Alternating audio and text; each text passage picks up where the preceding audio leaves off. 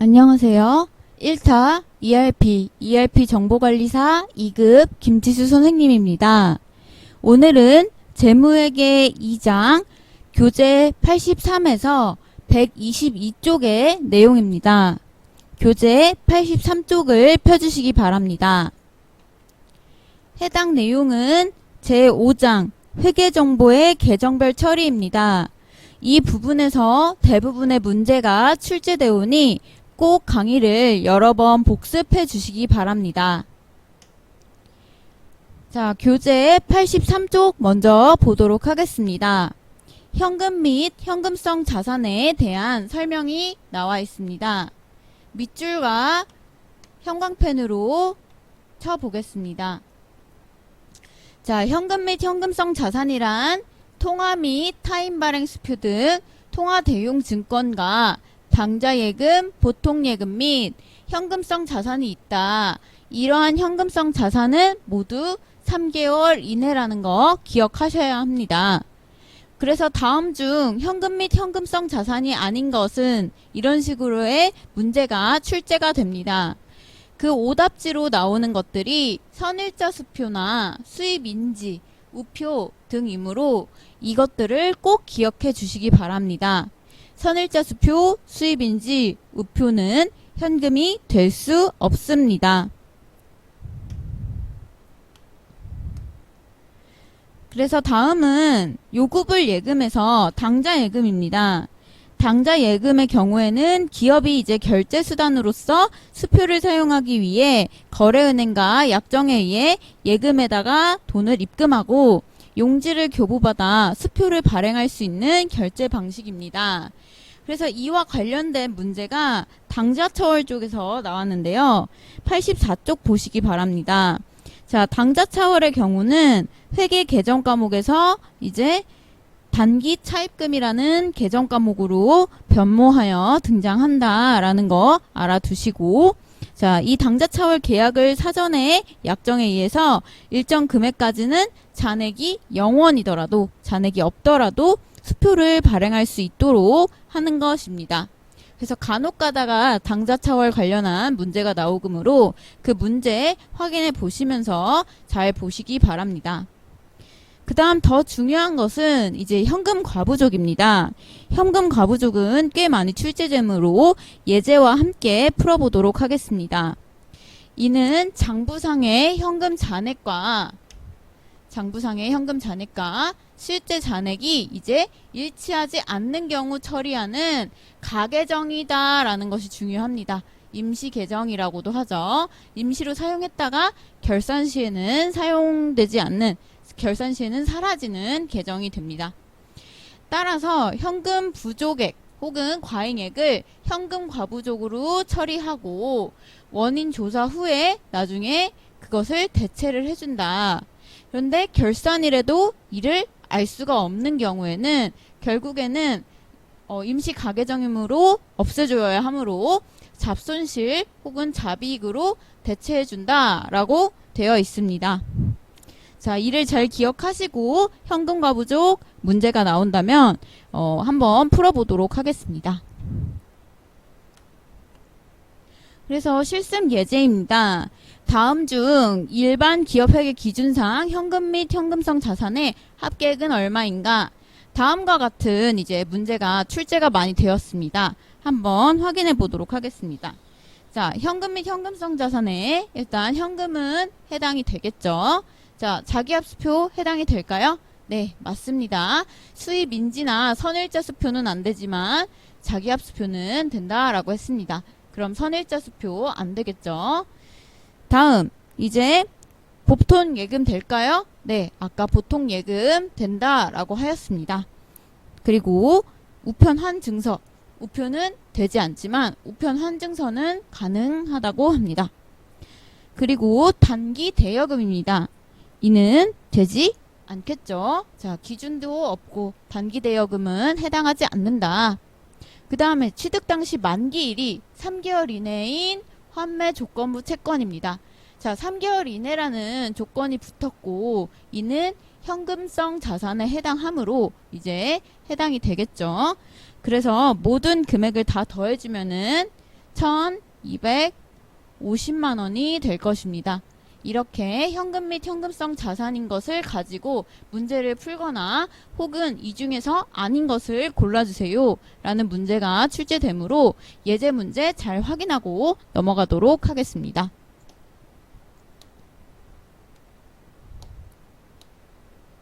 다음은 그래서 단기매매 증권입니다.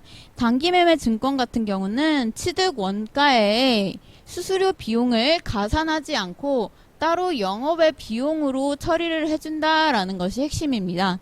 그리고 단기매매 증권의 평가의 경우에 이제 평가 기준은 공정가치가 되며 공정가치를 기준으로 공정가치가 더 크다면 이제 이익이 발생을 하고 장부 금액이 더 크다면 이제 손실이 발생하는 것을 볼 수 있습니다.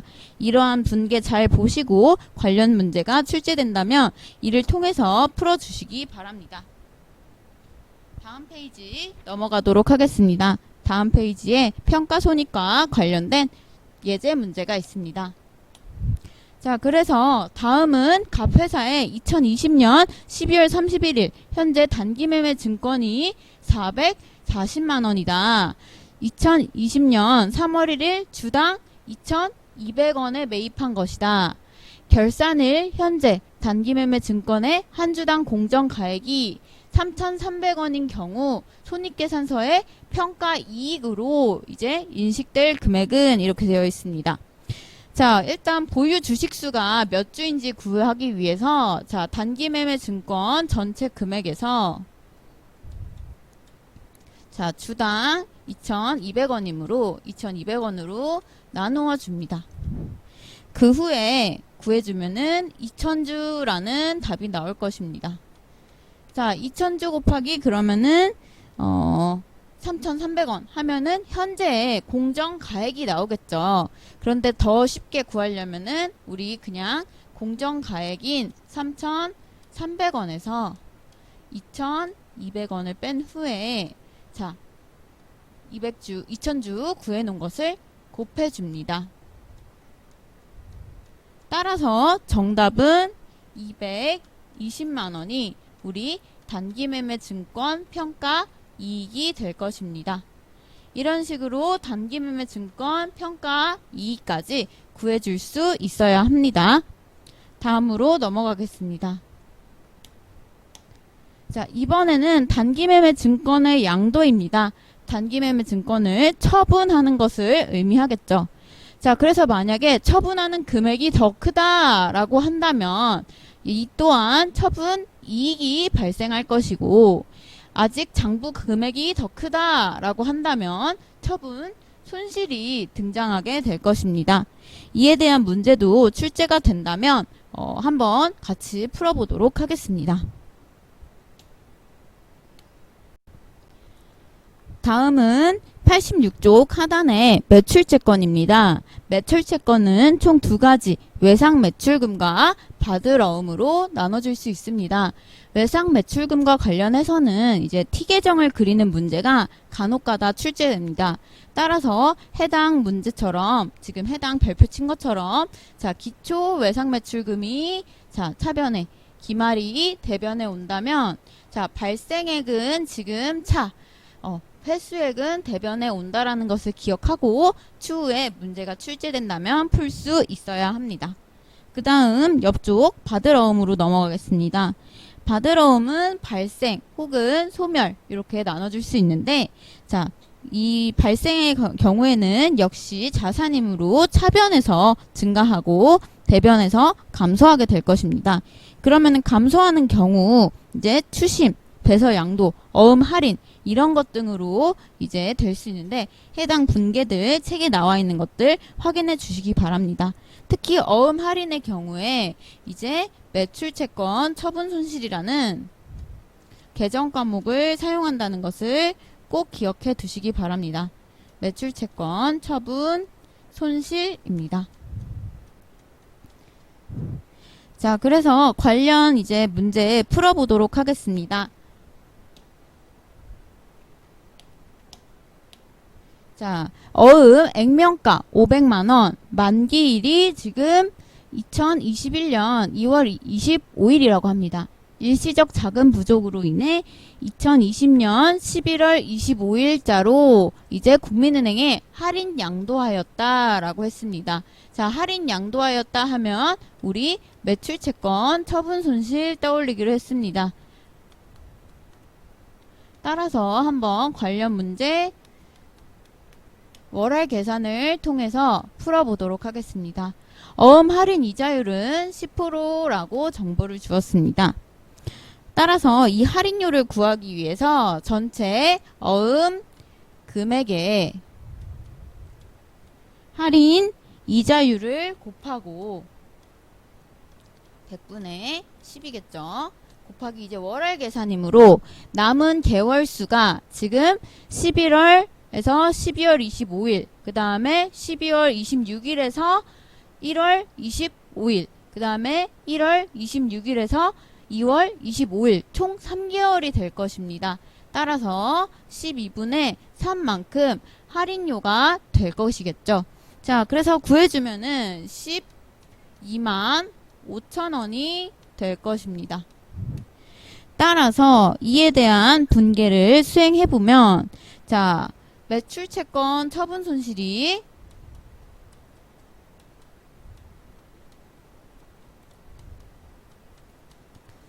차변에서 12만 5천원이 올 것이고, 자, 대변에는 방금 전에 우리가 할인해서 양도한 이 받을 어음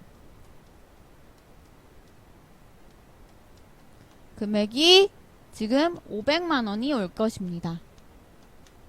그 후에 이 나머지 잔액이 우리 은행에 입금이 되겠죠. 자, 당좌예금 써줍니다. 당좌예금 통장으로 예입이 될 것입니다.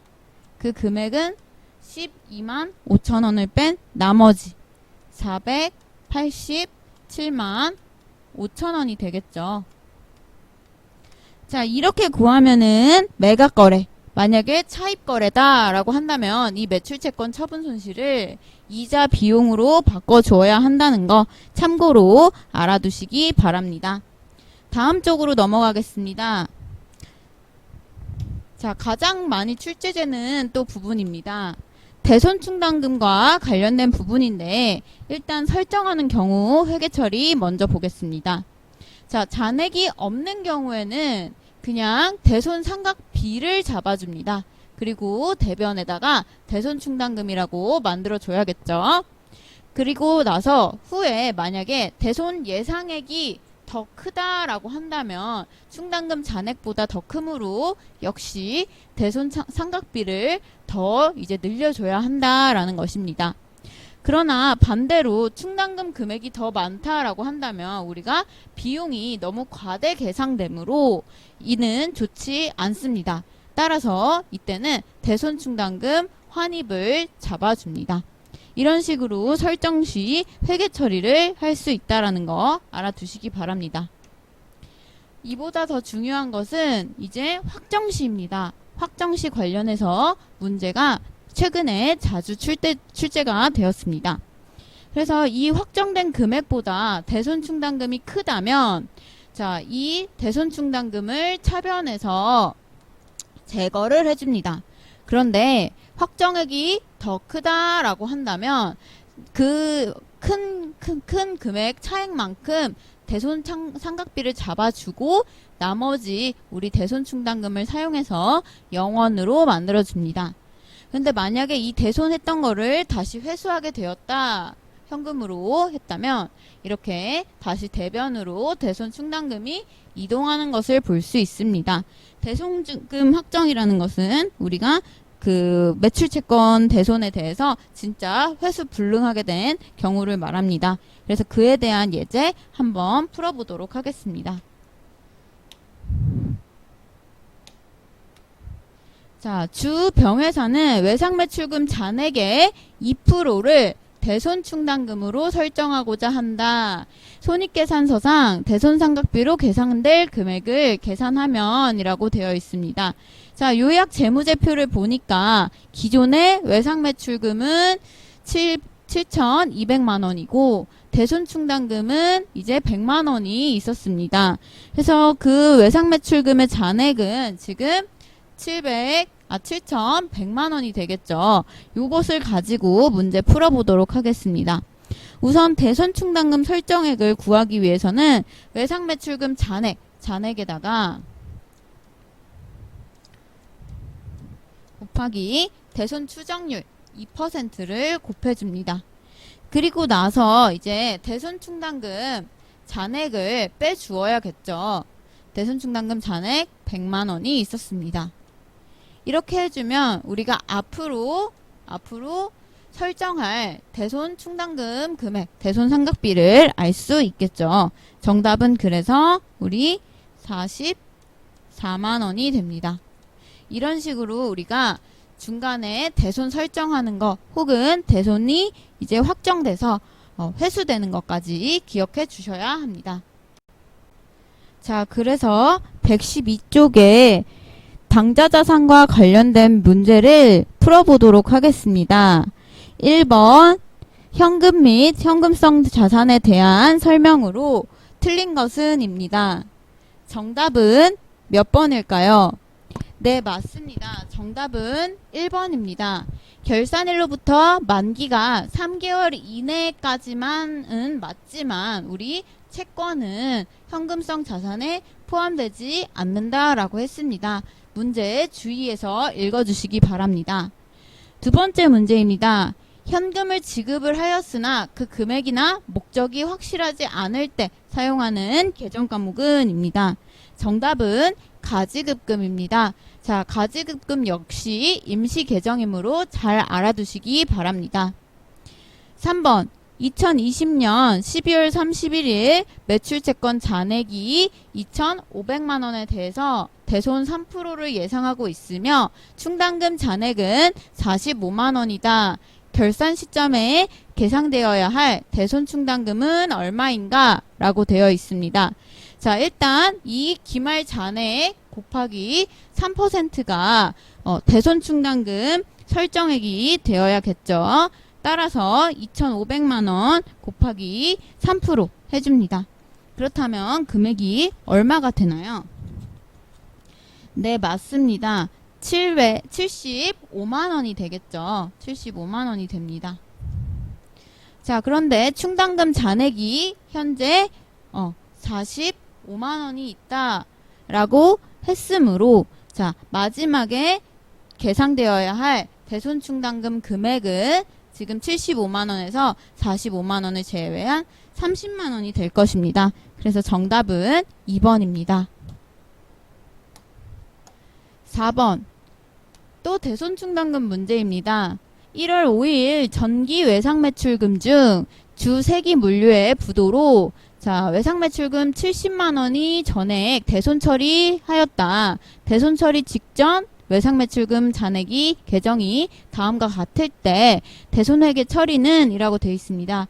아까처럼 요약 재무 상태표에 외상 매출금은 1,000만 원, 대손 충당금은 50만 원이 있다고 합니다. 그런데 여기에 전액이 대손 처리가 되었다라고 되었으므로 자, 관련 분계는 정답 1번이 될 것입니다. 자, 50만 원이 있었고 이 중에서 70만 원이 대손 처리가 됐으므로 자, 대손 상각비 20만 원 설정을 해줘야 되고 여기 있었던 대손 충당금이 50만 원 차변에 옴으로써 대손 충당금 잔액은 없어지고 대손 상각비가 20만 원이 생긴다는 거 알고 계셔야 합니다. 다음은 5번입니다. 경과기간 분석법을 사용해서 추계한 대손액은 20만 원이고 현재 장부상 매출채권 총액은 1,000만 원, 대손 충당금은 5만 원이다. 단기 말에 기록될 대손 상각비는 얼마인가? 라고 되어 있습니다. 문제 그러면은 해결해 보도록 하겠습니다.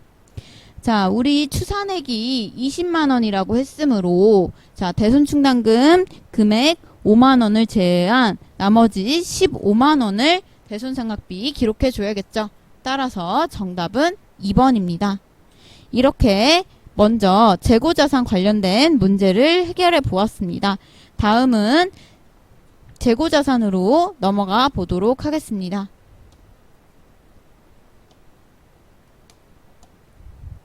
자, 지금 교재 다시 앞으로 89쪽 돌아와서 재고자산입니다.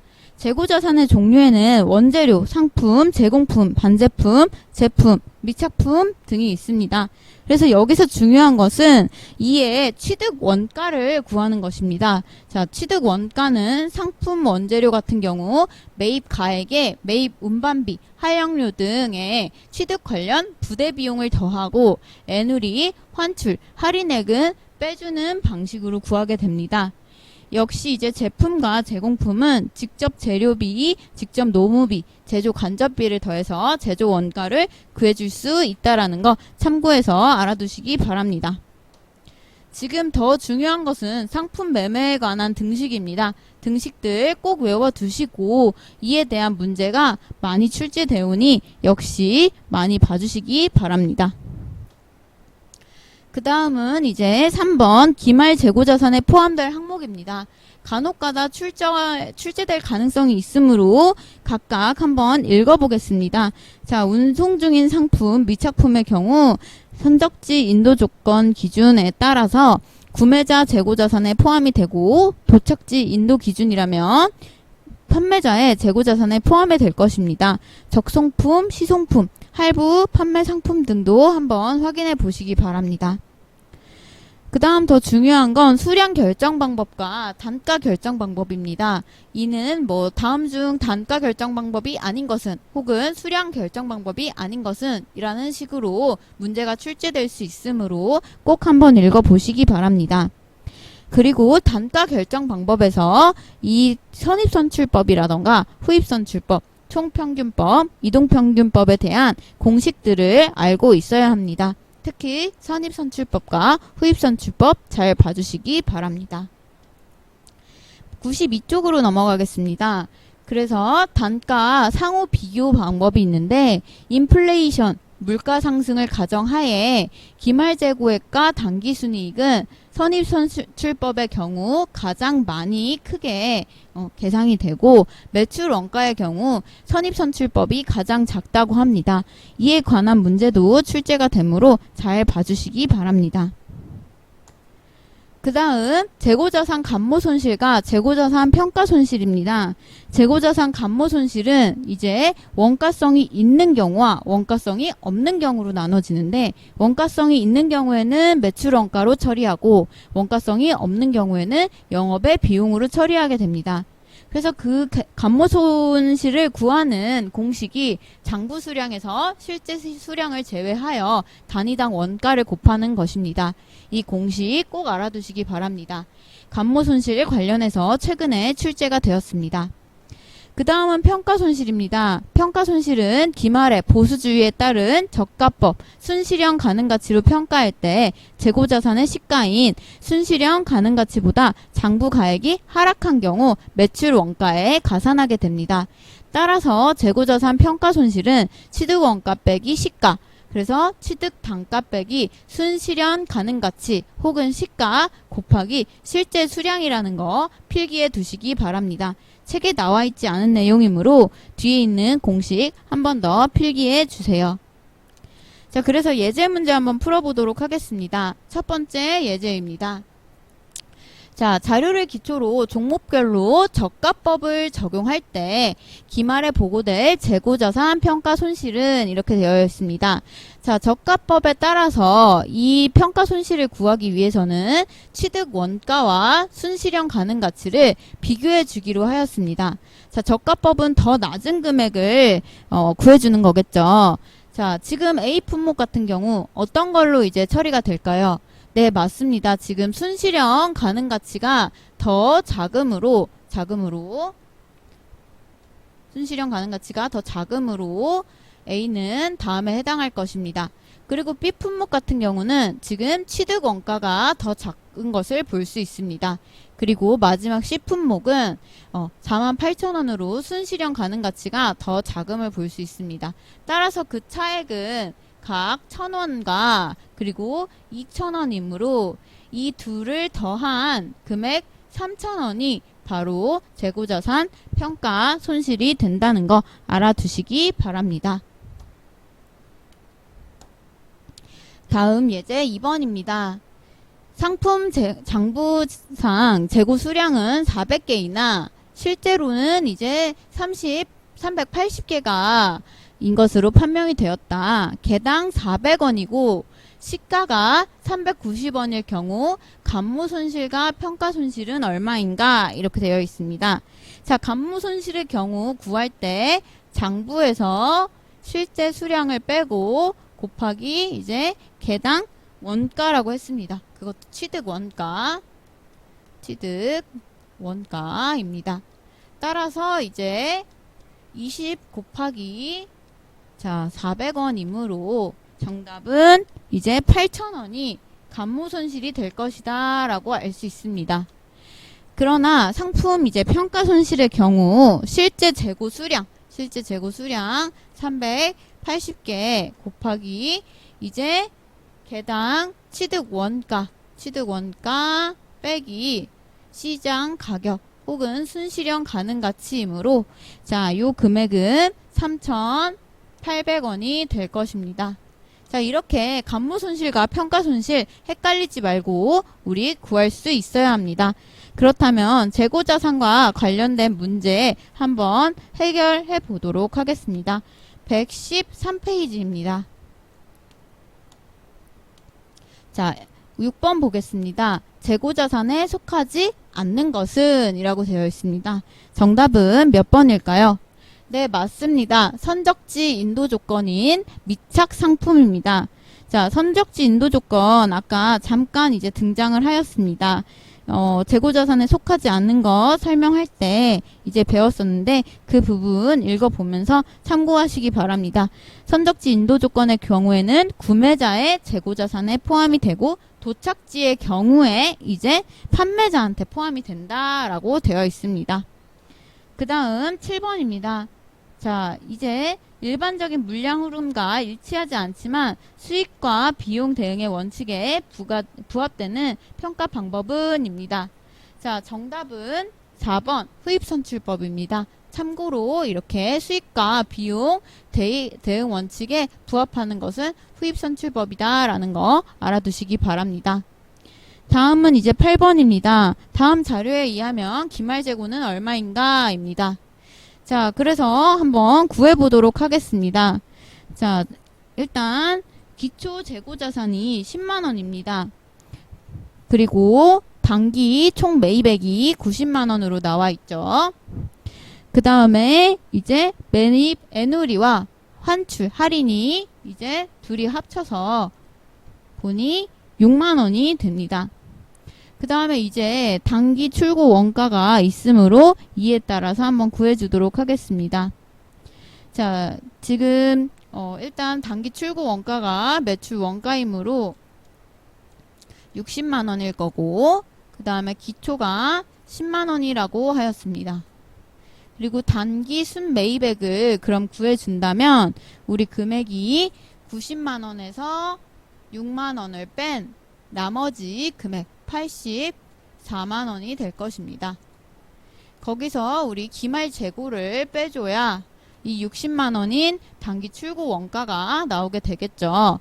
따라서 이 기말 재고의 금액은 정답 1번이 될 것입니다. 이런 식으로 문제 풀어줄 수 있어야 합니다. 다음 문제 넘어가도록 하겠습니다. 9번 다음 재고자산 평가에 관한 설명으로 옳지 않은 것은 입니다.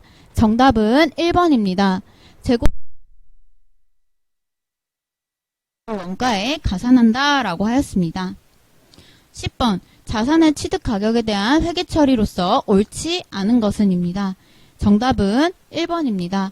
원재료를 구입할 때 용달을 이용하였다면 이 용달료는 취득 원가에 가산해 주어야겠죠.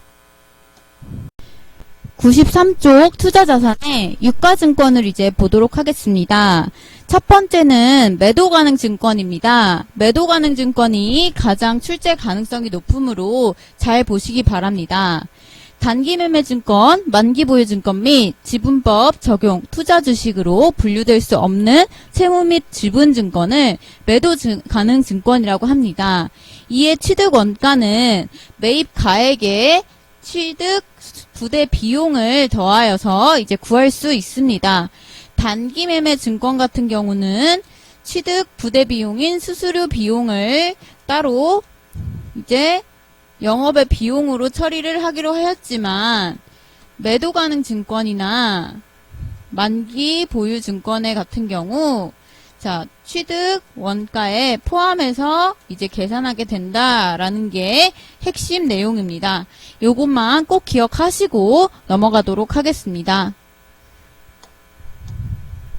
그래서 투자자산에는 94쪽에 다양한 종류들이 있는데요. 한 번씩 정의 읽어보시기 바랍니다. 장기금융상품, 장기투자자산, 장기대여금, 그리고 장기성 매출채권, 투자부동산이 있습니다.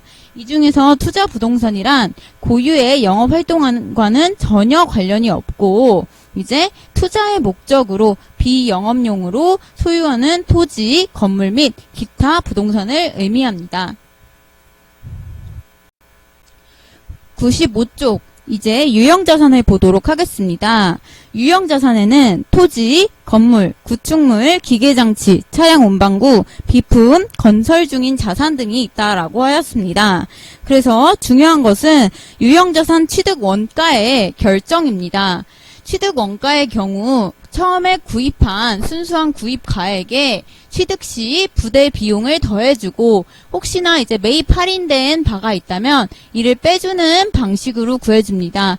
유형자산 취득 원가와 관련된 문제가 나왔으니 참고로 풀어보시기 바랍니다. 그래서 두 번째 유형자산 취득 원가에 유형별 회계 처리가 나와 있습니다. 출제 가능성이 있으므로 이도 한번 읽어보도록 하겠습니다. 자, 건물이 있는 토지를 매입한 경우입니다. 자, 일괄 취득이라고도 하는데요. 자, 기존 건물을 이제 같이 사용을 한다면 이제 시장 가치로 안분하게 되고 안분이라는 것은 나누어서 비율대로 나눠서 해준다라는 것이고 기존 건물을 철거하고 토지만 사용한 경우 이제 토지로만 회계 처리를 하게 된다는 거 구분해서 기억해 주시기 바랍니다. 96쪽입니다.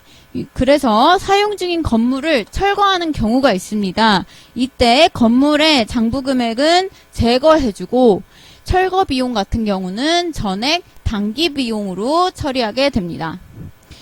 또한 현물 출자, 주식 교부가 있는데 이때는 공정가치로 취득한 자산의 공정가치로 이제 금액을 설정하게 된다라는 것입니다. 다음은 증여 무상 취득 시입니다. 이때 역시 취득한 자산의 공정가치, 공정가액으로 해준다라는 거 아시기 바랍니다. 그 다음은 국공채 구입입니다. 국공채 구입은 불가피하게 매입하는 경우 매입 가액과 현재 가치 차액을 취득 원가에다가 포함하여야 한다. 참고로 알아두시기 바랍니다. 다음은 이제 교환취득시입니다. 교환취득시는 자, 별표해 주시기 바랍니다. 혹시 이제 출제 가능성이 있기 때문에 별표합니다. 자, 교환취득시는 이종자산과 동종자산이 있는데 이종자산은 전혀 성격이 다른 자산입니다. 이때는 제공한 자산의 공정 가치, 실제 시장 가치로 해준다.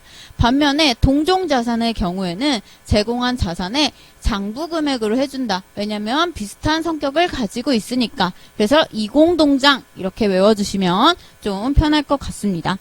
다음 건설 자금 이자와 정부 보조금 같은 경우는 좀 난이도가 있고 나올 확률이 좀 희박하기 때문에 참고로 읽어보시기만 바랍니다. 그래서 문제 한번 풀어보도록 하겠습니다. 유형자산의 취득원가를 계산하시오입니다. 자, 건물의 취득 원가가 있고 그 다음에 기계장치의 취득 원가가 있고 취득 후에 재산세가 있다라고 했습니다. 그 다음은 건물 취득세, 기계장치 설치 비용, 그 다음 매입 할인액이 있다라고 합니다. 그럼 건물과 기계장치를 한번 따로따로 일단 구해보도록 하겠습니다.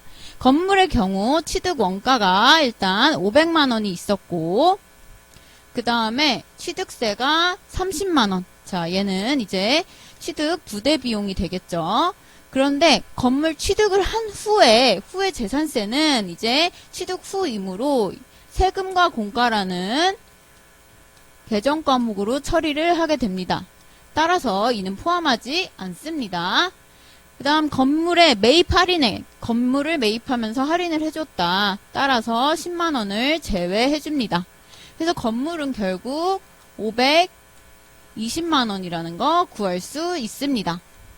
다음은 이제 기계장치입니다. 기계장치 취득 원가가 300만 원이고 이를 취득하기 위해서 설치 비용이 들었는데 설치 비용이 10만 원이다.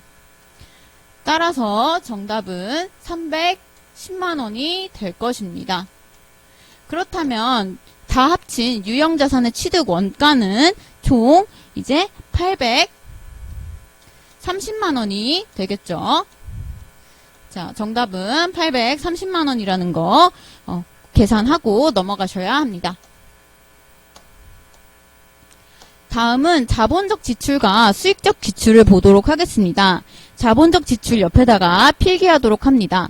해당 유형자산으로 처리한다라는 게 이제 자본적 지출의 핵심이고 수익적 지출의 경우 단기 비용으로 자 예를 들면 수선비라는 개정 과목으로 처리한다라는 것이 핵심입니다. 그래서 생산성을 증대시키거나 내용 연수를 연장한다던가 원가 절감이나 품질 향상, 가치 증대를 하면은 이제 자본적 지출이라 하고 이는 해당 유형 자산으로 처리한다라는 것이고 수익적 지출 같은 경우는 그냥 유지 보수 정도입니다. 그래서 부품을 교체하거나 벽 도장, 이거는 벽을 다시 색칠하는 거죠. 아파트 이제 색칠. 그 다음에 자산의 효율적인 운전 조건을 유지하기 위한 지출과 원상 회복, 그리고 또 유지라는 단어 보이죠? 이런 소액의 지출 같은 경우는 우리 비용 처리하게 된다라는 거 알아두시고 넘어가겠습니다. 다음은 유형자산의 감가상각입니다. 감가상각비 결정 요소는 취득 원가, 내용 연수, 잔존 가치 이렇게 세 가지 요소가 있다라는 거 알아두시기 바랍니다. 그래서 감가상각 방법이 여러 가지 방법이 있는데 이 중에서 정액법, 정률법 잘 봐주시기 바랍니다. 나머지는 이제 문제를 풀면서 혹시나 출제가 된다면 보도록 하겠습니다. 자, 정액법의 경우에는 균등하게 이제 감가상각이 되는 경우로서 구하는 공식이 이제 취득 원가에다가 잔존 가치를 빼고 이를 내용 연수로 나누어 주는 것입니다. 이렇게 하면 매년 같은 감가상각비가 나오게 되겠죠. 그런데 이제 정률법 같은 경우는 정률이라는 것을 사용해서 감가상각비를 구해주는 것인데 취득 원가에 감가상각 누계 지금까지 감가상각한 것을 빼고 여기다가 상각률 혹은 정률을 곱해주는 것입니다. 자, 나머지 이중채권법과 연수합계법, 생산량 비례법이 있는데 각각의 공식 알아두시기 바랍니다. 자, 그래서 뒷장으로 넘어가도록 하겠습니다. 뒷장에 이제 유형자산 감가상각에 대한 문제가 나와 있습니다. 문제 한번 풀어보도록 하겠습니다. 자, 주회계는 2017년 1월에 취득한 취득원가 이제 1000만원, 잔존가치 100만원, 내용연수 10년인 차량 운반구를 정액법으로 감가상각하고 있다. 이때 2020년 말 결산 후 재무상태표에 기입되는 차량 운반구의 장부가액이 얼마인가 라고 했습니다. 그리고 단 유형자산의 감가상각은 매년 말 결산일 연 1회만 실시하는 것으로 가정한다 라고 되어 있습니다. 그렇다면 17년도 그리고 18년도 그리고 19년도 쭉 1년 1년 감가상각을 하고 있었을 거고 그 다음에 20년 말이라고 했으니 20년도 것까지 계산을 해준 감가상각비를 다 빼주면 자 차량 운반구의 장부 금액이 되겠죠. 따라서 취득원가에서 잔존가치를 뺀 금액, 자, 1000만원에서 100만원을 뺀 후에 이를 10년으로 나누어 주면 1년에 이제 90만원씩 감가상각이 되는 것을 알 수 있습니다. 따라서 17년도에도 90만원, 18년도에도 90만원, 19년도에도 90, 이때도 90 이렇게 해서 총 360만원이 감가상각 누계액이 되겠죠. 이를 감누. 그러므로 원래 이제 취득 원가에서 지금까지의 감가상각 누계액을 빼준다면 남은 640만원이 장부 가액이 될 것입니다. 이를 잘 기억해 두시기 바랍니다. 그 다음 두 번째 문제는 여러 가지 방법이 나와 있는데 이 중에서 생산량 비례법과 연수합계법은 각자 책에서 확인해 보시고 이 두 가지만 한번 구해 보도록 하겠습니다. 주세무는 2018년 1월 1일 날 기계장치를 200만원에 취득을 하였고 내용연수는 5년, 잔존가액은 10만원, 그 다음에 정률은 40%이며 쭉 해가지고 했을 때 이제 2020년에 감가상각비를 구하시오 라고 했습니다. 자, 그렇다면은 이제 18년도부터 19년도, 20년도 이렇게 3년간 감가상각이 쭉 되었을 텐데 정액법으로 구했을 때는 매년 감가상각비가 같으므로 자, 200만원에서 단순하게 이제 빼기 잔존가치 나누기 5년만 해주면 될 것입니다. 그렇기 때문에 정액법으로 계산한 감가상각비는 38만원이 됩니다. 하지만 정률법의 경우에는 자 200만원에서 첫 해는 감가상각 이제 누계액이 없겠죠. 따라서 그냥 40%를 먼저 곱해줍니다. 자 40%는 0.4겠죠. 따라서 18년도 감가상각비는 80만원이 됩니다. 그 다음에 19년도는 이 200만원에 80만원을 빼줘야 합니다. 따라서 120만원에다가 곱하기 0.4 해주면은 우리 금액이 48만원이 될 것입니다. 그 다음 마지막 이 나머지 잔액에서 또 48만원을 제외해주면은 금액이 이제 2만원에다가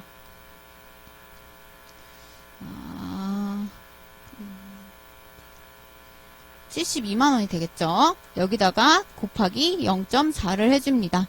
그러면은 28만 8천원이 결국에는 2020년도 말에 감가상각비다. 각각 한번 구해보았습니다. 따라서 이제 생산량 비례법과 연수합계법도 해당 방식에 의해서 구해보시기 바랍니다. 그 다음은 이제 유형자산 처분입니다. 유형자산은 처분할 때 이제 장부가액의 경우 취득원가에서 감가상각 누계액을 제외해준다라고 하였습니다. 이때 처분가액이 장부가액보다 크다면 유형자산 처분 이익이 생길 것이고 장부가액이 더 크다라고 하면 처분 손실이 생각하는 거 알고 넘어가시기 바랍니다. 관련 문제가 나온다면 그때 가서 다시 한번 풀어보도록 하겠습니다. 따라서 이제 유형자산과 관련된 문제를 좀 풀어보겠습니다. 교재는 113쪽입니다. 11번 유형자산에 대한 다음 설명 중 틀린 것은 입니다. 정답은 4번입니다. 모든 유형자산은 감가상각의 대상이 된다. 자, 모든 유형자산이 다 감가상각이 되냐? 아닙니다. 예를 들면 우리 토지 같은 경우는 감가상각을 할 필요가 없습니다. 이런 것들 때문에 틀렸다라는 거 알 수 있습니다. 다음 12번. 유형자산에 대한 취득원가에 포함될 수 없는 항목은 입니다. 정답은 3번입니다. 자, 재산세, 우리 세금과 공과로 처리해준다라고 하였기 때문에 정답 3번입니다. 다음 페이지 넘어가도록 하겠습니다. 자, 13번. 다음 중 유형자산으로 볼 수 없는 것은 입니다. 자, 정답은 3번입니다.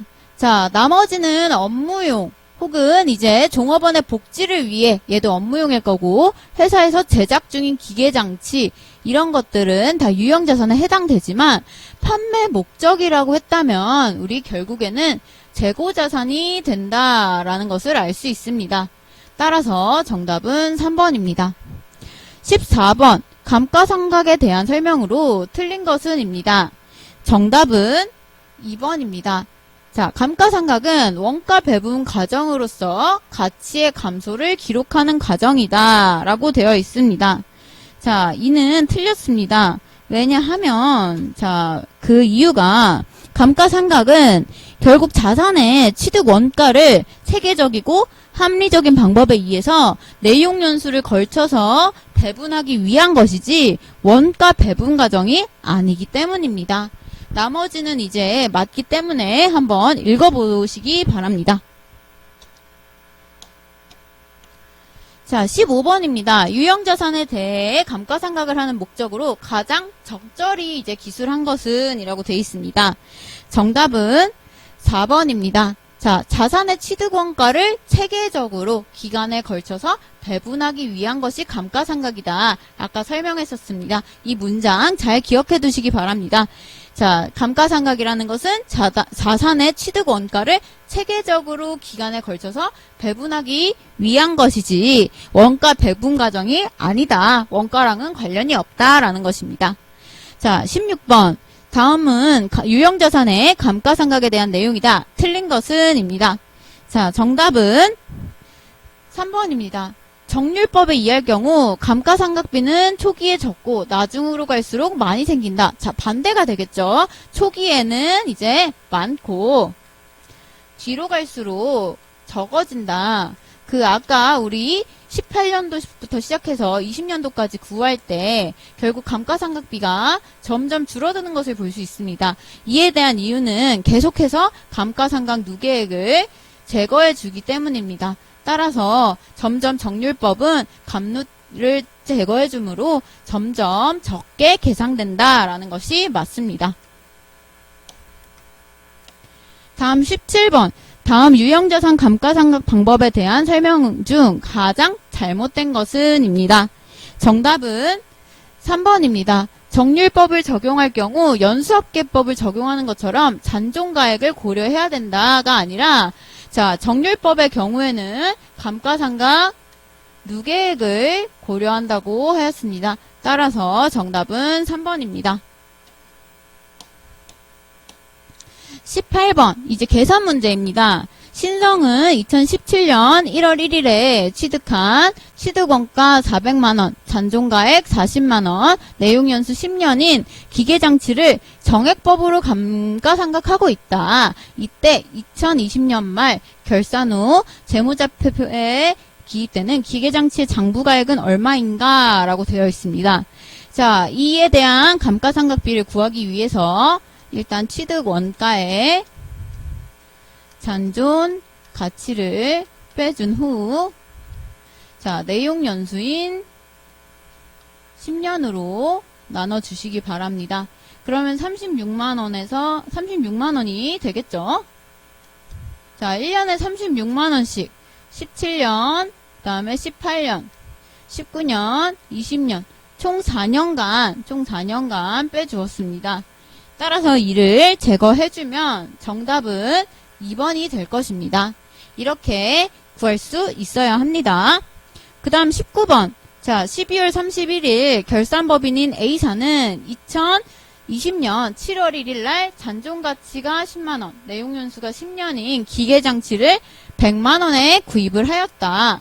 정액법을 사용하여 자 월할 상각할 경우 2020년도에 기록되는 감가상각비는 얼마인가입니다.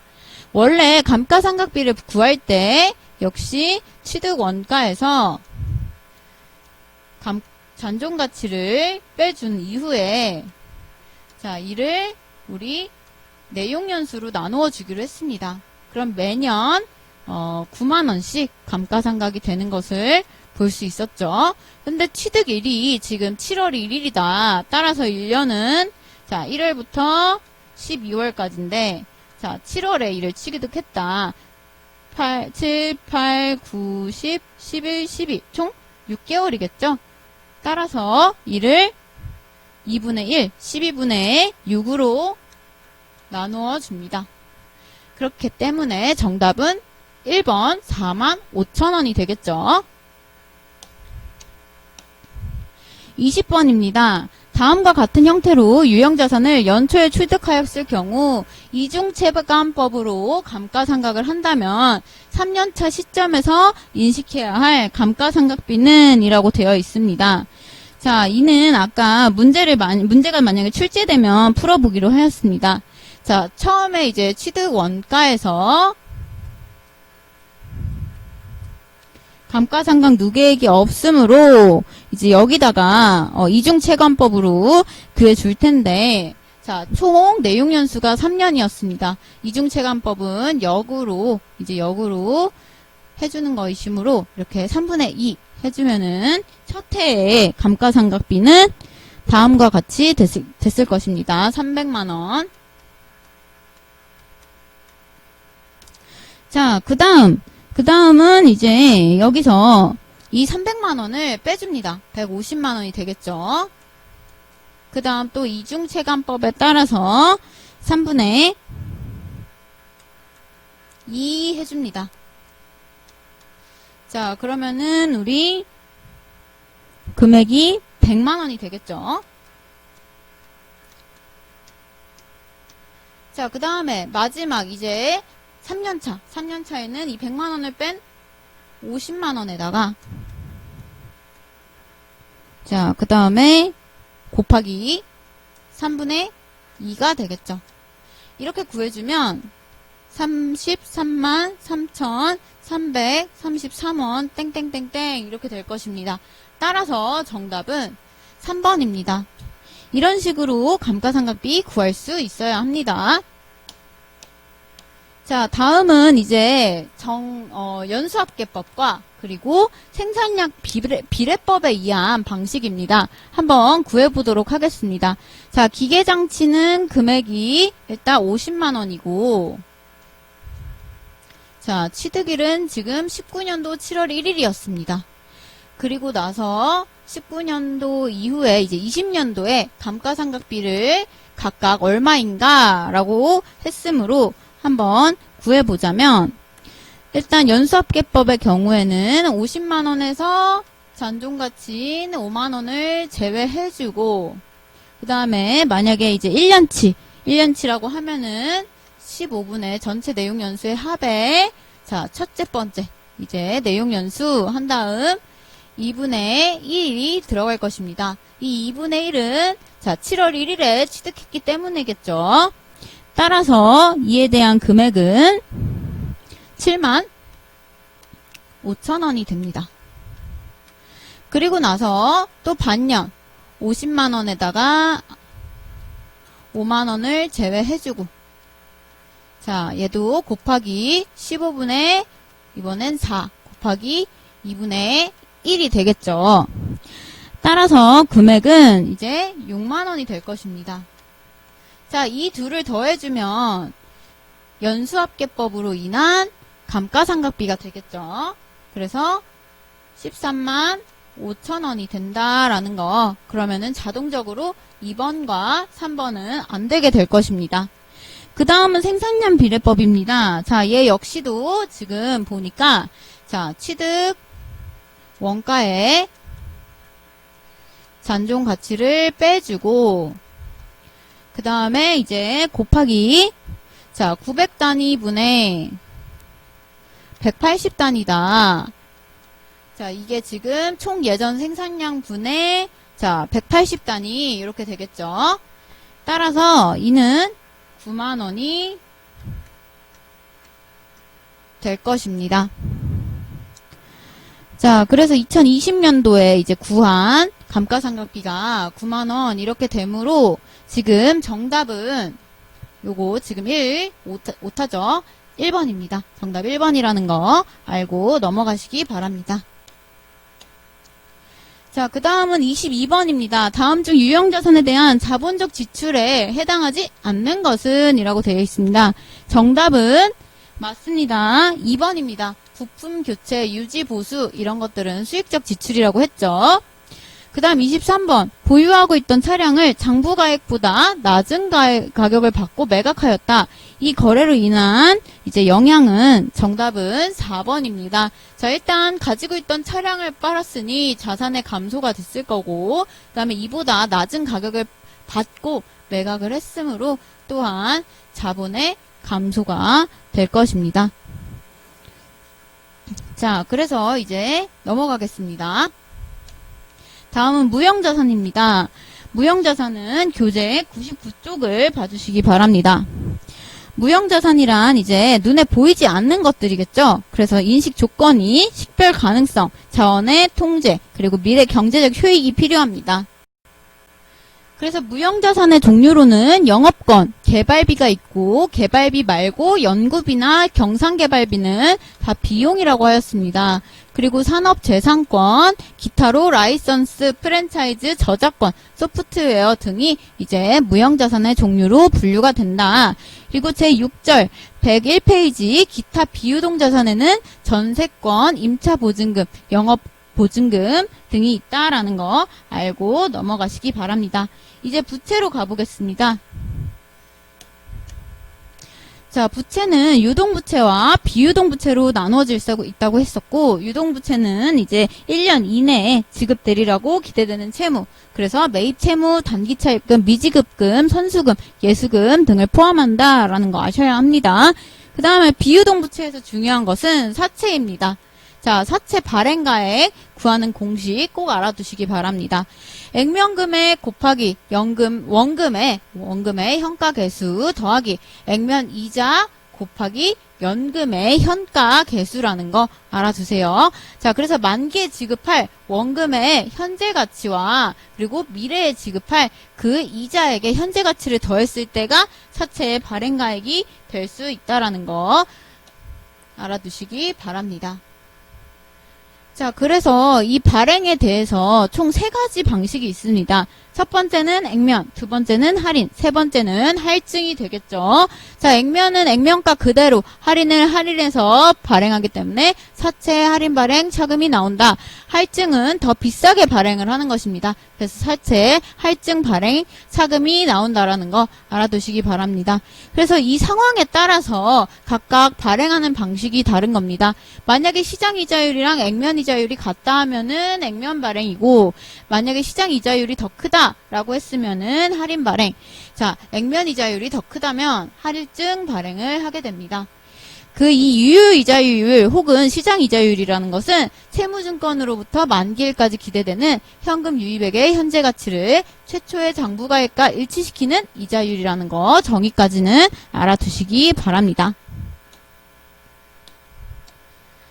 그래서 사채 발행비가 있습니다. 액면 발행 시에는 이 사채 발행비를 사채 할인 발행 차금에서 발생시키고, 할인 발행 시에는 이제 이 할인 발행 차금에 가산시키고, 할증 발행 시에는 할증 발행 차금에서 차감시킨다는 것을 알고 있어야 합니다. 그래서 사채 발행과 관련된 문제 풀어보도록 하겠습니다. 다음과 같이 되어 있습니다. 자, 그렇다면 문제를 풀 때 일단 발행 가액을 구하여라 라고 되어 있으므로 그 연금의 현재 가치와 그리고 일반 현재 가치를 볼 수 있어야 합니다. 그 기준은 우리 지금 보자면 거기에 나와 있는 대로 12%가 시장 이자율이기 때문에 시장 이자율을 기준으로 각각 이제 현가 계수를 알고 있어야겠죠. 자, 그래서 12%일 경우에 현재 가치 계수 보니까 이렇게 됩니다.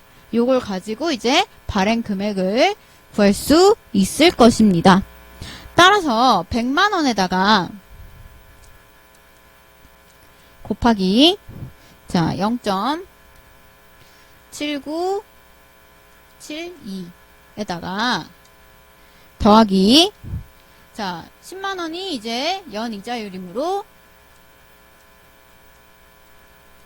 곱하기 1.6901입니다. 따라서 그 사채의 발행 금액은 96만 6,210원이 됩니다. 이렇게 해서 사채 발행 금액을 구해서 이는 자 할인 발행이 되는구나 라는 것을 알 수 있습니다. 관련된 분계 회계 처리는 풀이 과정에 나와 있으므로 참고해 주시고 이렇게 구한다는 거 알고 있어야 합니다. 다음은 이제 퇴직급여 충당부채와 기타 충당부채가 나와 있는데, 자, 퇴직급여 충당부채에서는 설정액이 이제 추계액에서 기초 잔액에서 단기 퇴직금 지급액을 뺀 것을 또 빼준다라는 것만 알아두시고 넘어가겠습니다. 자, 그래서 아까 무형자산부터 관련 문제 보도록 하겠습니다. 24번의 정답은 자, 맞습니다. 지금 문제 정답 2번입니다. 무형자산 감가상각비로 이제 차변을 해주고 그 다음에 영업권을 해준다라는 게 정답이 되겠죠. 그 다음 문제입니다. 자, 다음 중 부채에 해당하지 않는 것은 입니다. 자, 지금 부채에 해당하지 않는 거 정답 1번이겠죠. 자, 대손충당금은 아까 우리 매출채권의 차감 계정이다 라고 했습니다. 그 다음 26번 부채 계정 과목 중 성격이 다른 것은 이라고 했습니다. 정답은 사채입니다. 왜냐하면 나머지는 이제 유동 부채고 사채는 비유동 부채에 해당하겠죠. 27번 사채의 발행가액에 대한 다음 설명 중 가장 옳지 않은 것은입니다. 정답은 몇 번일까요? 네, 맞습니다. 정답은 2번입니다. 사채의 액면 이자율이 시장 이자율보다 낮을 경우에 할증 발행이 아니라 우리 할인 발행된다라고 배웠습니다. 이것을 잘 구분해서 알아두시기 바랍니다. 28번 다음에 외상거래에서 미수금 또는 미지급금으로 처리해야 할 거래는 이렇게 되어 있습니다. 정답은 4번입니다. 생산설비 부족으로 자 기계장치는 유형자산이겠죠. 유형자산을 구입하고 대금은 한 달 후에 현금으로 지급하기로 하였다. 이는 미지급금이 됩니다. 따라서 정답은 4번이 되죠. 나머지는 읽어보시기 바랍니다. 29번 사채를 발행한 회사에서 약속한 날짜에 사채 이자를 지급할 때 이제 기준이 되는 금액은 이렇게 되어 있습니다.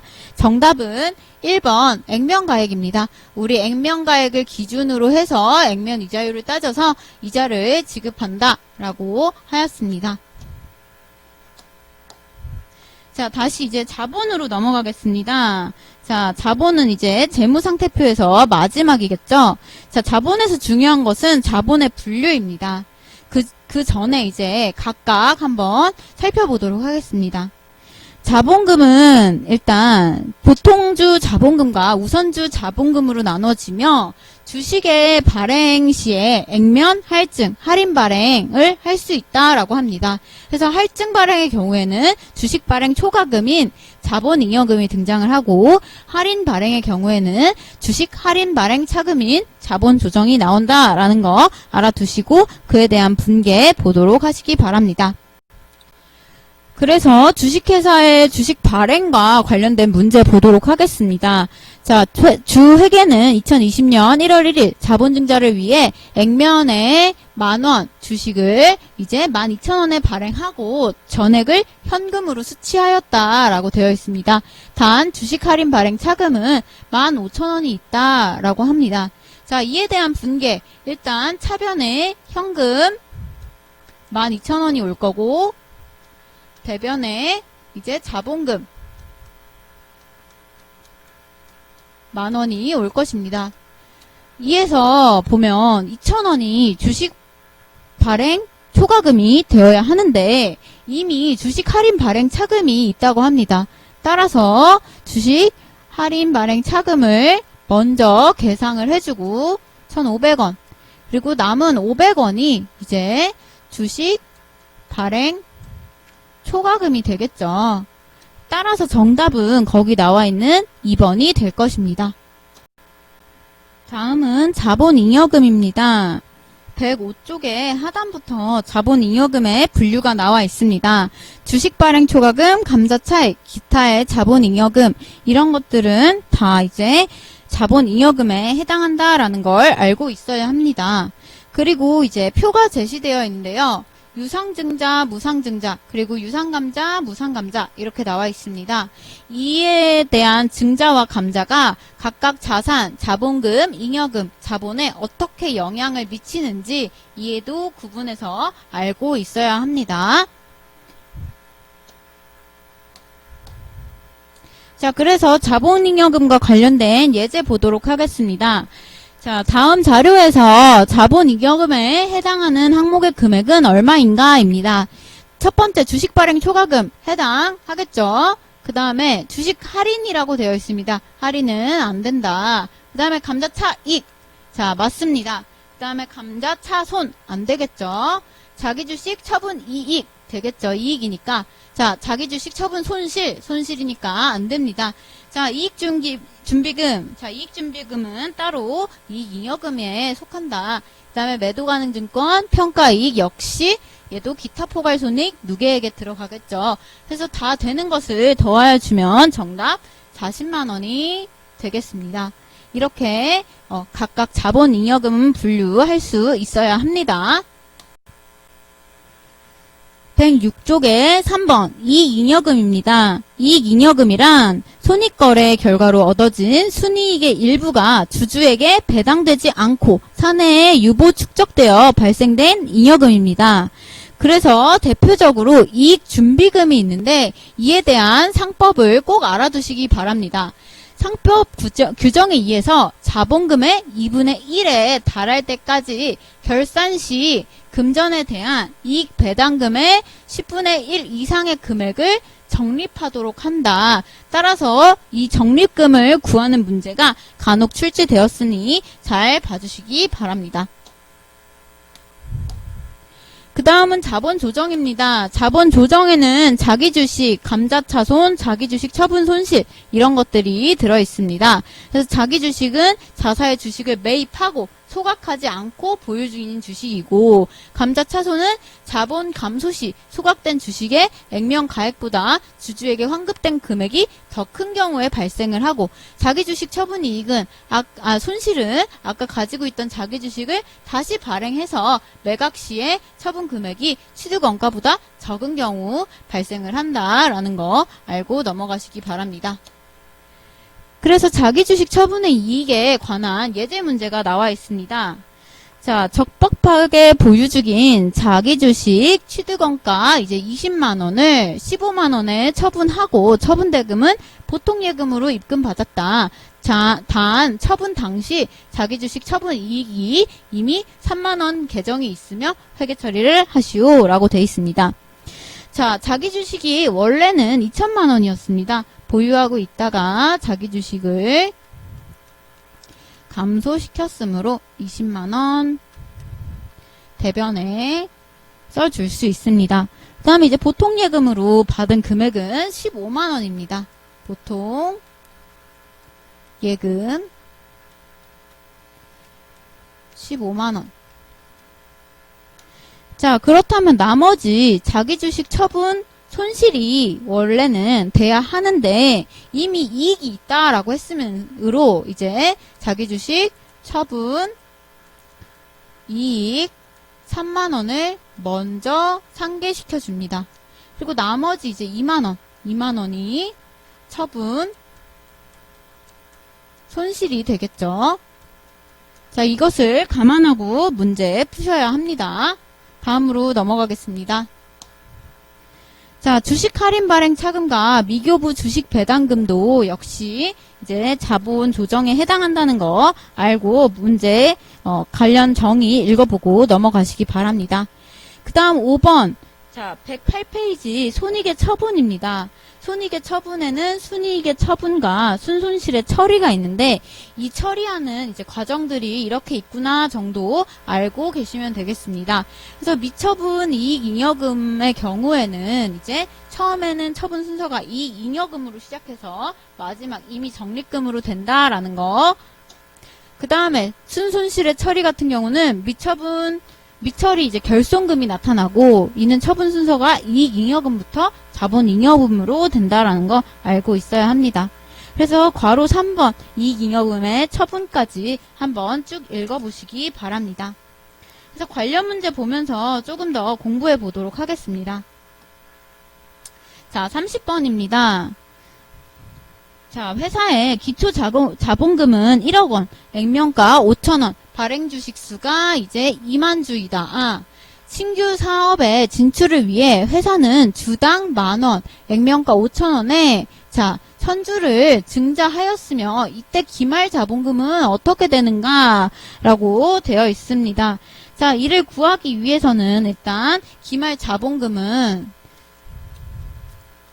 기초에다가 단기에 이제 증자한 금액이겠죠. 증자액.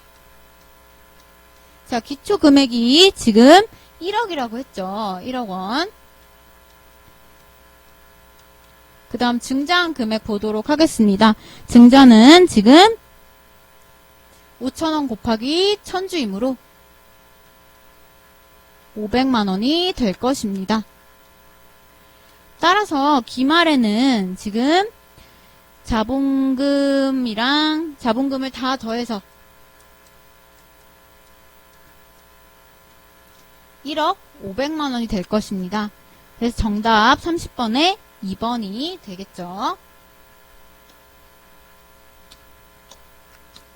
31번. 자본조정 항목은 자본에서 가산되거나 차감되는 형식으로 표시된다. 다음 중 성격이 다른 하나는 이렇게 되어 있습니다. 정답은 그쵸? 3번이죠. 주식 매수 선택권은 이와 관련이 없습니다. 그 다음에 32번. 다음 중 자본 항목 중 성격이 다른 하나는 입니다. 정답은 4번입니다. 자, 초과금의 경우에는 잉여금이지만 나머지 항목들은 다 자본 조정이라는 거 보시고 넘어가시기 바랍니다.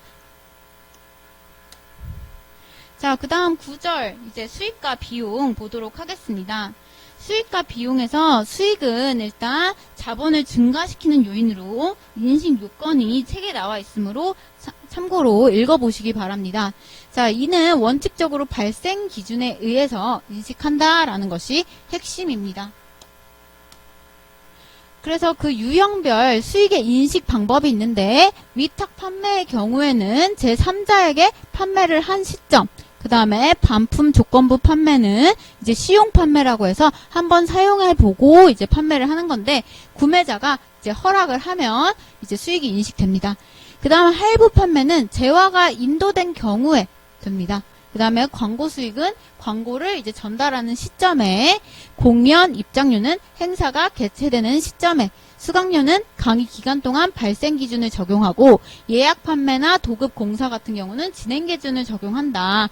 이자 수익은 유효이자율을 적용해서 발생 기준을 적용하고 마지막 상품권 매출 수익은 상품권을 회수할 때 이제 가능하다라는 거 알고 넘어가시기 바랍니다. 그래서 110쪽 보도록 하겠습니다. 자, 110쪽 이제 비용이 나오는데요. 비용은 이제 자본의 감소를 가져오는 요인으로 직접 대응, 그리고 합리적, 체계적 방법 배분, 그 다음에 기간 대응에 따라서 해주어야 한다. 그래서 그에 대한 이제 수익과 비용의 종류는 앞에서 설명했으므로 넘어가겠습니다. 그래서 문제 보도록 하겠습니다. 33번입니다. 자, 117쪽. 다음 설명 중 수익의 개념에 이제 거리가 가장 먼 것은 입니다. 가장 먼 것은 무엇일까요? 정답은 1번입니다. 자, 옆 점포에서 의자를 빌려서 사용했다. 자, 의자를 빌렸습니다. 빌려서 사용한 것은 자, 아니겠죠. 자, 그렇기 때문에 수익과 관련이 없습니다. 다음 34번 수익 인식 기준에 대한 설명으로 옳지 않은 것은 이렇게 되어 있습니다. 정답은 2번입니다. 자, 예약 매출, 예약 계약 성립 시점 이렇게 되어 있는데, 자, 이게 아니라 우리 자, 진행 기준에 따라서 인식한다라고 했습니다. 진행 기준이라는 거 알고 있어야 합니다. 예약 매출은 진행 기준이다. 자, 그 다음 35번입니다. 다음은 무엇에 대한 설명인가? 현금의 입금과 출금이 이루어진 기간이 아니라 거래가 발생한 기간의 수익과 비용을 인식하는 방법. 즉, 대금이 회수된 기간이 아니라 판매가 이루어진 기간의 매출로 인식하는 것입니다. 이는 자 4번 발생주의입니다. 36번 다음 항목 중 비용에 해당하지 않는 것은 입니다. 정답은 자 주주에 대한 배당금의 지급이 되겠죠. 자 오타가 조금 있네요. 자 참고하시고 자 이 주주에 대한 배당금은 이익 잉여금으로 자본이 되겠죠. 따라서 정답은 2번입니다. 37번 다음 중 영업의 수익에 속하지 않는 것은 이라고 되어 있습니다. 자 속하지 않는 것 정답은 몇 번일까요? 맞습니다. 2번입니다. 자 감자차익 역시 자본 잉여금에 해당하겠죠. 다음 38번입니다. 다음 중 판매비와 관리비에 해당하지 않는 것은 이라고 되어 있습니다. 정답은 자 임대료입니다. 임대료는 판관비 아닙니다. 39번 다음 중 단기 순손익에 영향을 미치는 계정 과목에 해당하지 않는 것은 이라고 되어 있습니다. 정답은 3번입니다. 자 매도 가능 증권 평가손익은 아까 기타 포괄 손익 누계액이라는 것으로 우리 자본 항목이었습니다. 자 이는 단기 순손익에 영향 미치지 않습니다.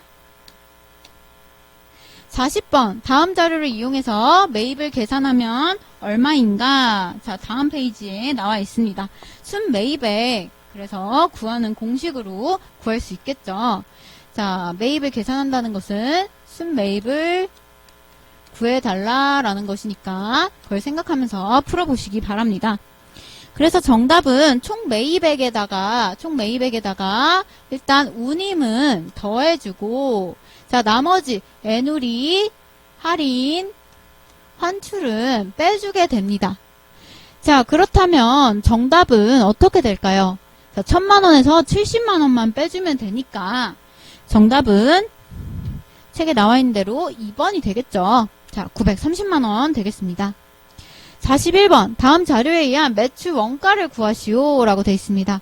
자 기초상품 재고액에다가 단기 순매입액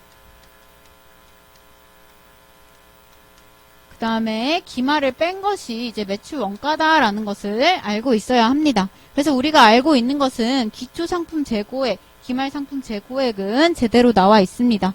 그 다음에 총 매입액과 자 이제 매입 환출 및 애누리를 보아야겠죠. 따라서 이 순매입액이 23만원이라는 거 구할 수 있습니다. 여기다가 기초상품 재고액인 40만원을 더해주고 그 다음에 기말상품 재고액 3만원을 제외해주면 정답은 우리 3번이 되겠습니다. 24만원. 자, 42번 보겠습니다. 다음 자료에서 단기 제품 제조 원가는 얼마인가? 라고 되어 있습니다. 이를 구하기 위해서는 기초 제품 재고액 50만원에 자, 원재료비, 제조경비, 노무비를 다 더한 직접 경비 500만원. 그리고 기말 제공품 재고액 20만원을 빼주면 됩니다. 사실 이는 원가 문제라서 나올 확률이 낮지만 혹시 몰라서 풀어봅니다. 정답은 3번입니다. 43번 보도록 하겠습니다. 자, 매출 원가에 미치는 영향은 얼마인가? 라고 했습니다. 자, 기초상품 재고액에다가 단기순 매입액을 더하고 기말상품 재고액을 빼야 매출 원가라고 했습니다. 자, 매입을 위해서 상품 재고에 감소가 있었다라고 했으므로 300만원은 더해주고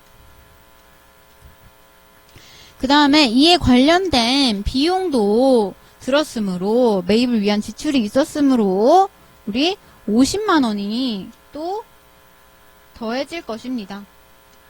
따라서 정답은 1번 350만원의 증가가 되겠죠.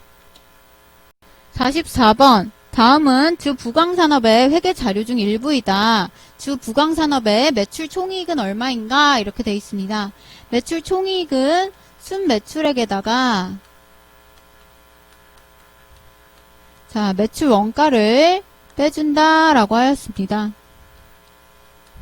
근데 이 매출 원가라는 것은 기초에 순매입을 더해주고 기말을 빼준다라고 하였습니다. 따라서 이에 관련된 금액들 한번 보도록 하겠습니다. 기초상품 재고액, 그 다음에 기말상품 재고액, 단기상품 매입액 이렇게 나와 있습니다. 이에 따라서 구해줘 보도록 하겠습니다. 자, 재고자산 감모 손실 중에 정상적인 감모와 재고자산 평가 손실은 매출 원가에 가산하고 기말 재고자산에서는 차감해야 합니다. 따라서 일단 매출 원가를 구하기 위해서 기말 재고자산에서 기말 상품 재고액에서 이 감모 손실액과 평가 손실액을 이제 제외를 해줘야 한다라는 것입니다. 그렇다면 기말 상품 재고액은 이를 뺀 20만원이 되겠죠. 자, 그러고 나서 이제 기초상품 재고액 70만원에다가 단기상품 매입액 이제 880만원을 더하고 20만원을 빼줍니다. 그렇다면 이제 매출 원가가 930만원이 나오겠죠. 자, 이제 단기상품 매출액에서 이를 빼줍니다. 1200만원에서. 그럼 정답은 지금 보니까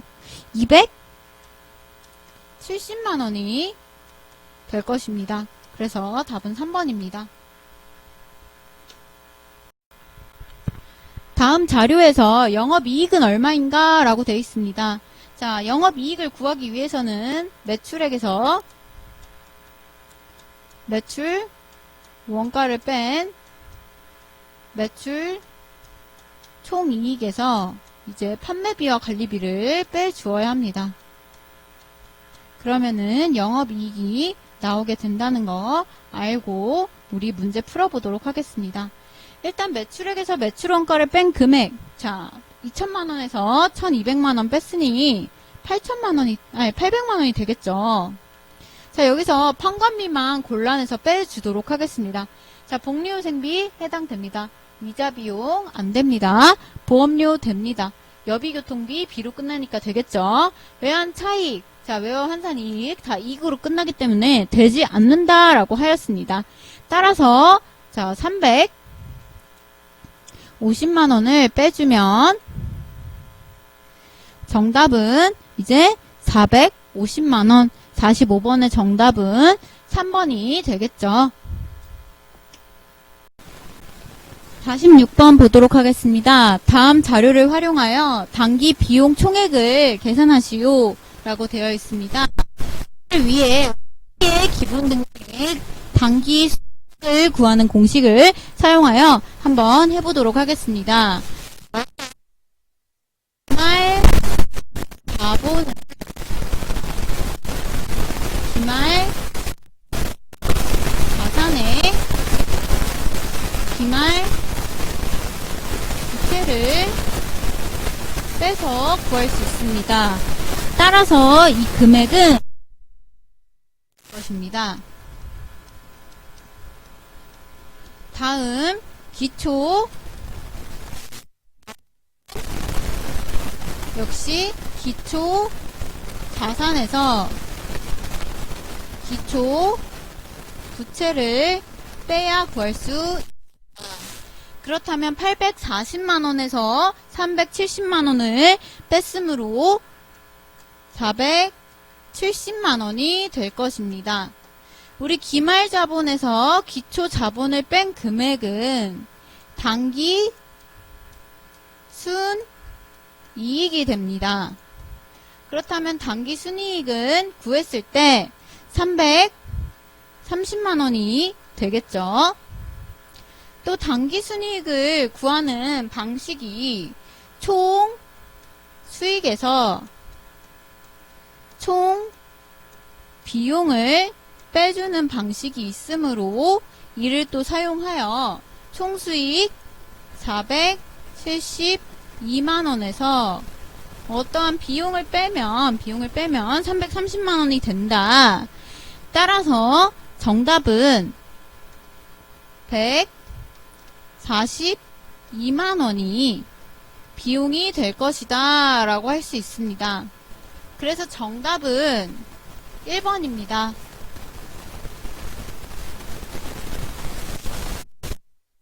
제10절 결산으로 넘어가겠습니다. 본 책에서는 사실 설명이나 문제가 부족하므로 여러분이 다른 회계 교재나 혹은 기출문제를 좀 더 많이 풀어보셔야 합니다. 그래서 결산은 예비 절차, 본 절차, 보고서 작성 단계로 이루어져 있고 각각의 절차 안에 들어있는 요소들을 알고 있어야 한다가 핵심이라고 앞전에 배웠을 것입니다. 그래서 결산 정리 사항이 우리는 중요한데요. 자, 수익과 비용 계정이 특히 많이 출제되므로 이에 대한 계산 문제는 전부 해결할 수 있어야 합니다. 그럼 관련된 예제를 좀 보도록 하겠습니다. 첫 번째 예제입니다. 다음 자료를 참고로 2020년 12월 31일 결산 시 결산 대체 분계는 이라고 되어 있습니다. 자, 8월 1일 당시 화재 보험사에 1년 보험료 24만원을 보통예금 이체하였다. 지급시 보험료로 처리하였다. 라고 되어 있습니다. 그렇다면 8월 1일날 이제 사변에는 보험료 24만원이 올 거고 대변에는 이제 보통예금 24만원이 올 것입니다. 자, 그 다음에 이제 기말 결산 시 12월 31일 날 분계를 하는데 그 보험료에 대해서 결산 정리를 하겠다. 단 월할 계산을 한다. 라고 되어 있습니다. 자, 1년치 보험료기 때문에 한 달에 2만원씩 내고 있는 것입니다. 근데 분명히 선급 비용이 이 보험료에는 있을 것입니다. 선급 비용은 내년도 1월 1일부터 7월 31일 총 이제 7개월이 선급 비용의 금액이 되겠죠. 따라서 정답은 자, 차변에는 선급 비용 자, 2만원 곱하기 7 해서 14만원 그 다음에 보험료 14만원 이런 식으로 월할 계산을 하고 해당 계정 과목이 어떤 것이 와야 하는지 결산 계정 과목을 알고 있어야 합니다. 다음 예제 2번입니다. 다음 자료와 같이 사무용품의 구매 시 소모품비 계정으로 처리를 한 경우 자, 처음에 이제 비용으로 처리를 했다라고 볼 수 있겠죠. 2020년 대체 분계는 자, 사무용품 20만원을 구입하고 현금으로 지급했다라고 되어 있습니다. 따라서 4월 1일에는 소모품비 자, 20만원 그리고 현금 20만원이 될 것입니다. 그리고 나서 사무용품 사용액이 16만원으로 파악되었다. 이게 12월 31일이 되겠죠. 자, 사용액이 지금 자, 16만원이므로 이 사용액을 처리를 해 주어야 합니다. 따라서 이제 소모품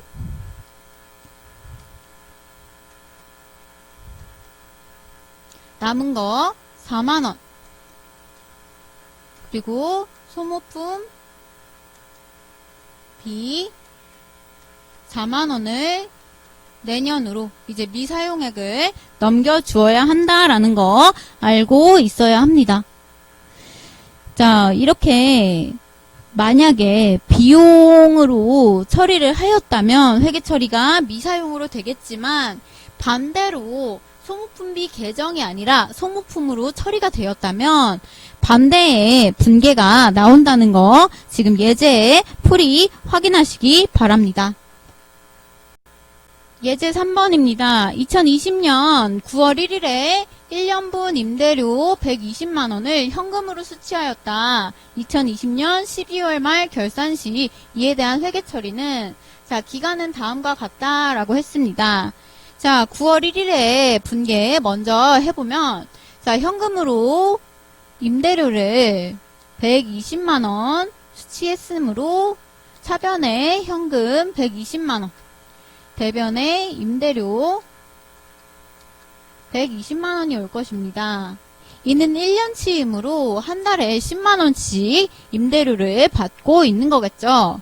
자, 그러면은 12월 31일 날 이제 이 임대료가 어떻게 되는가?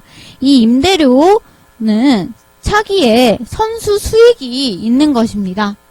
자, 차기 선수 수익은 자, 1월 1일부터 8월 31일까지 총 8개월간의 이제 선수 수익이 되겠죠. 자, 한 달에 10만원씩 8개월, 그러면은 80만원이 이제 선수 수익이 된다. 따라서 차변의 임대료, 대변의 선수 수익 80만원. 이렇게 분계를 할 수 있어야 합니다. 자, 마지막 예제 4번 보도록 하겠습니다. 자, 이자 비용으로 50만원을 손익계산서에 보고했다.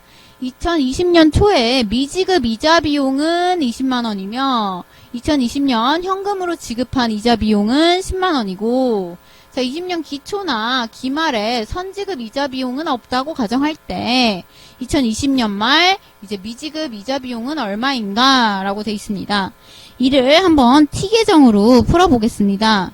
자, 기초의 미지급 비용이 지금 1월 1일 날 20만원 있다라고 합니다. 자, 그리고 나서 이제 우리가 궁금한 건 기말 미지급 비용이겠죠. 기말 미지급 비용. 자, 그러고 나서 이제 현금으로 지급한 이자 비용이 있습니다. 자, 현금으로 지급했으므로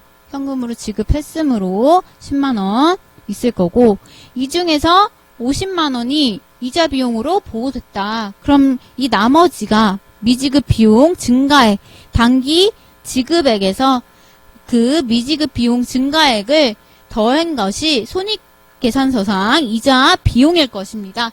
그래서 아직 지급하지 않은 돈 40만원이 여기에 와야 하므로 기말에 우리 미지급 비용은 60만원이 된다라는 거 알고 가셔야 합니다. 이 예제는 조금 어려운 문제이기 때문에 여러분이 여러 번 풀어보고 그리고 생각해 봐야 하는 문제입니다. 자, 관련된 기출문제 또 보도록 하겠습니다. 자, 47번입니다. 119쪽. 다음 자료에 대한 결산 수정 분계를 적정하지 않은 것은 입니다. 자, 기말 현재 보험료 미경과분이 10만원이 있고 기말 현재 임대료 선수분이 20만원이 있다. 건물에 대한 감가상각비가 3만원. 이 기말 현재 이자 미수분 30만원이 있다. 이렇게 되어 있네요. 자, 기말 현재 미경과분 보험료는 자, 선급 비용일 것이고 임대료 선수분은 선수 수익이 될 것이고 감가상각비는 그대로 감가상각비, 이자 미수분은 미수 수익이 되겠죠. 자, 해당 것과 관련이 없는 그 분계는 따라서 1번 보험료 관련 분계가 될 것입니다. 자, 미지급 비용이 아니라 선급 비용이므로 자, 선급 비용 10만원, 그 다음에 보험료 10만원 이렇게 된다라는 거 넘어가겠습니다. 자, 48번입니다. 기말 결산 수정 붕괴 사항에 대해서 해당하지 않는 것은 입니다. 자, 정답은 4번입니다. 상품 관련된 이제 기말 결산 수정 붕괴는 없습니다. 만약에 기말 상품 뭐 재고액이라던가 이런 것들이 나왔다면 해당되겠죠. 자, 49번입니다. 결산 분계 계정 과목이 아닌 것은 정답은 2번 이자 수익이겠죠. 자, 미수 수익, 선수 수익, 성급 비용, 미지급 비용은 해당합니다. 50번 다음 중 시선표 작성 시 발견될 수 있는 오류는 입니다. 정답은 4번입니다. 하나의 거래에 대해서 차변과 대변의 금액을 일치시키지 않고 다르게 하였으므로 우리 시산표에서 바로 문제점을 발견할 수 있겠죠. 자, 이렇게 50번까지 해서 재무회계 관련된 이론을 본 책으로 정리를 해보았습니다.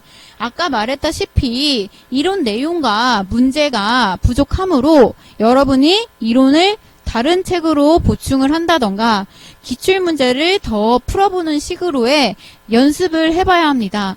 해당하는 기출문제는 온라인 클래스에 업로드할 예정이니 꼭 한 번 더 풀어주시기 바랍니다. 이상으로 강의 마치도록